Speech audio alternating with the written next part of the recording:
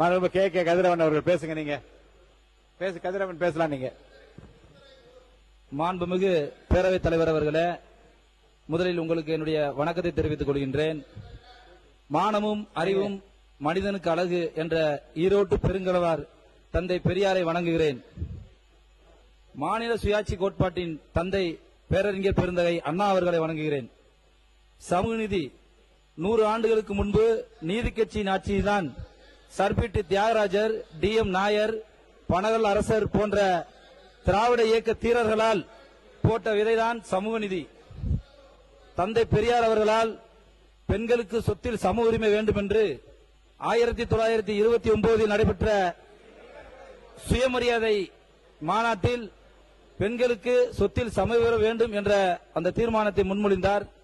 1951 இந்திய பாராளுமன்றத்தில் பெண்களுக்கு சொத்தில் சம உரிமை, மறுமணம், தத்தெடுப்பு போன்ற சட்டங்களை நிறைவேற்ற முடியாமல் புரட்சியாளர் அம்பேத்கர் அவர்கள் தன்னுடைய சட்ட அமைச்சர் பதவியை ராஜினாமா செய்தார்.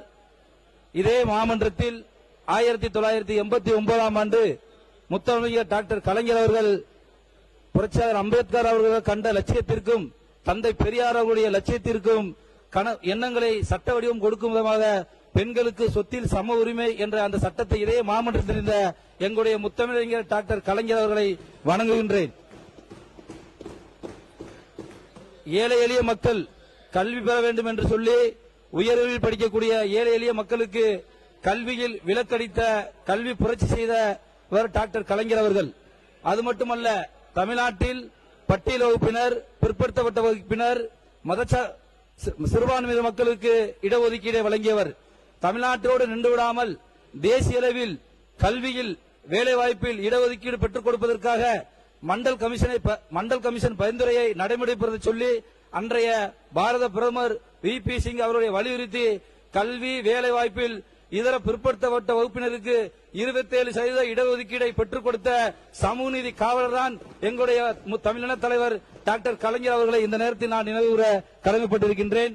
தந்தை பெரியார், பேரறிஞர் அண்ணா, டாக்டர் கலைஞர் அவர்கள் விட்டு சென்ற பணியை 50 ஆண்டுகளுக்கு மேலாக அந்த மக்கள் பணியை மக்களுக்கு மாணவர்கள், இளைஞர்கள் படியுங்கள் என்று சொல்லி தன்னுடைய மேடைதோறும் முழங்கியவர்கள்.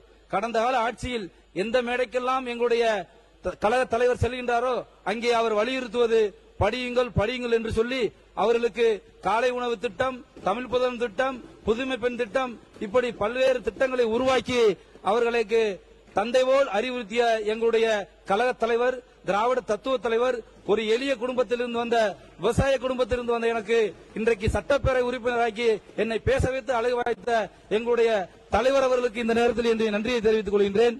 அடக்குமுறைக்கு அஞ்சாதவர், சிறைச்சாலையை தன்னுடைய புன்னையால் வரவேற்பவர் எங்களுடைய இளம் தலைவர், நாளைய தமிழகம் புரட்சியாளர் அண்ணன் உதயநிதி ஸ்டாலின் அவர்களை இந்த நேரத்தில் நான் வணங்குகிறேன். எங்களுடைய ஆற்றல் மிகு மாவட்ட கழக செயலர், மதச்சார்பின்மை தன்னுடைய பெயரிலே வைத்திருப்பவர், பரமக்குடி தொகுதியை தன்னுடைய சொந்த தொகுதி போல் நினைத்து என் வெற்றிக்கு வித்திட்டவர், அண்ணன் நான் என்று அழைத்தாலும் என்னை தந்தையாய் எனக்கு இருந்து என்னை பல்வேறு அரசியல் பொறுப்பு கொடுத்து அலங்கரிங்க முகவையினுடைய மாவட்ட கழக செயலர், ராமநாதபுரம் சட்டமன்ற உறுப்பினர் அண்ணன் காதர் பாட்சா முத்தமணியம் அவர்களை இந்த நேரத்தில் நான் வணங்குகிறேன்.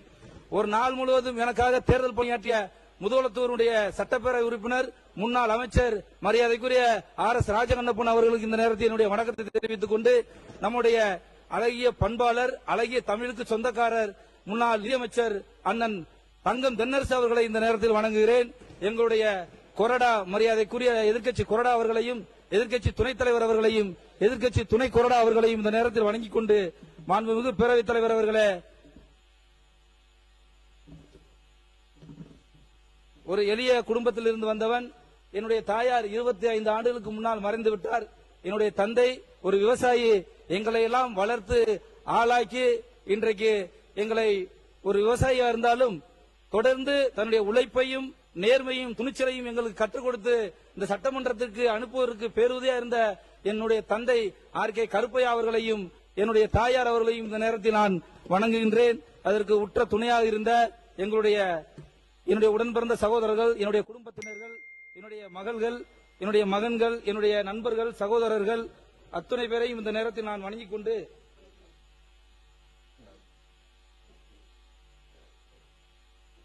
என்னுடைய விவசாய குடும்பத்தில் பிறந்த என்னை பரம்பக்குடி சட்டமன்ற தொகுதியில் பெருவாரியான வாக்குகள் அளித்து என்னை வெற்றி பெற செய்த என் இதயத்தில் வீற்றிருக்கும் பரம்பக்குடி சட்டமன்ற தொகுதி மக்களுக்கும் இந்த மாமன்றத்தில் என்னுடைய நெஞ்சார்ந்த நன்றியை உரித்தாக்கிக் கொள்கின்றேன்.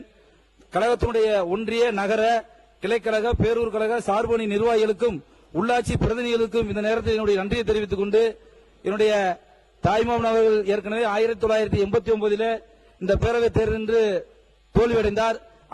அவருக்கும் இந்த நேரத்தில் என்னுடைய நன்றியை தெரிவித்துக் கொண்டு மாண்புமிகு பேரவைத் தலைவர் அவர்களே, என்னுடைய தொகுதி சார்ந்த கோரிக்கையை நான் உங்கள் முன்னால் முன்வைக்க விரும்புகின்றேன். முதலில் பரம்பக்குடி சட்டமன்ற தொகுதியில் யமனேஸ்வரம், சுந்தர் நகர், பொதுவக்குடி, குமரக்குடி பகுதிகளில் நெசவு தொழில் செய்யும் நெசவாளர்கள் வாழ்ந்து வருகின்றார்கள். கிட்டத்தட்ட ஒரு 88க்கு மேல ஒரு கூட்டுறவு சங்கங்கள் இருக்கின்றது. 8000க்கு மேற்பட்ட உறுப்பினர்கள் உள்ளார்கள். கையால் நெசவு உற்பத்தி செய்து சேலைகள், வேஷ்டிகள் மதுரை, சென்னை போன்ற நகர்களுக்கு அனுப்பி வைக்கின்றார்கள். அவருடைய அந்த ரா மெட்டீரியலுடைய பொருட்களுடைய விலை உயர்ந்து விட்டது. அதனால் அவருடைய கூலியை உயர்த்தி தருமாறு இந்த பேரவை வாயிலாக நான் வலியுறுத்திக் கொண்டு, அந்த நெசவு தொழில் செய்யக்கூடிய நெசவாளர்கள் மழை காலங்களில் தங்களுடைய நெசவு தொழிலை தொடர முடியவில்லை. அதனால் அவருடைய மழைக்கால நிவாரண உதவித்தொகை அந்த நெசவாளருக்கு வழங்க வேண்டும் என்று இந்த பேரவையாக நான் வலியுறுத்துகின்றேன். மாண்புமிகு பேரவைத் தலைவர் அவர்களே, பரம்பக்குடி நகர்ப்பகுதியில் பாதாள சாக்கடை திட்டம் நடைமுறைப்படுத்தாமல் உள்ளது. அதனால் அங்கே சுகாதாரம் மாசுபடுகின்றது. மலேரியா, டெங்கு போன்ற நோய்கள் உருவாகின்றது. ஏறத்தாழ 1,00,000க்கும் மேற்பட்ட மக்கள் அங்கே வசித்துக் கொண்டிருக்கின்றார்கள். 36 வார்டுகளிலும் கழிவுநீர் வாய்க்காய் பிரச்சனை இருக்கின்றது. அந்த கழிவுநீர் வாய்க்காய்களையும் புதுப்பித்து பரம்பக்குடி நகரில் பாதாள சாக்கடை திட்டத்தை நடைமுறைப்படுத்துமாறு கேட்டுக்கொள்கின்றேன்.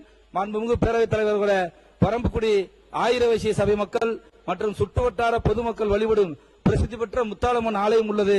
பங்குனி திருவிழாவில் 1,00,000க்கும் மேற்பட்ட மக்கள் பாக்குடன், தீச்சட்டி எடுத்து போன்ற நேர்த்திக்கடன் செலுத்தி வருகின்றனர். கோவிலை சுற்றி 4 புறமும் உள்ள சாலைகளில் சுத்தமான முறையில் பராமரித்து புதிய சாலையை அமைத்து தருமாறு பேரவையாக வலியுறுத்துகின்றேன். அன்புக்குரிய நம்முடைய பேரவைத் தலைவர்களே, பரமக்குடியில் மாணவர்கள், பட்டம் பெற்ற பட்டாதாரிகள் டிஎன்பிசி, யூபிசி போன்ற வங்கித் தேர்வுகளுக்கு மதுரை, சென்னை போன்ற நகரங்களுக்கு சென்று கட்டணம் செலுத்தி அவர்கள் பயிற்சி பெறக்கூடிய நிலை இருக்கின்றது. எனவே எங்களுடைய பரமக்குடி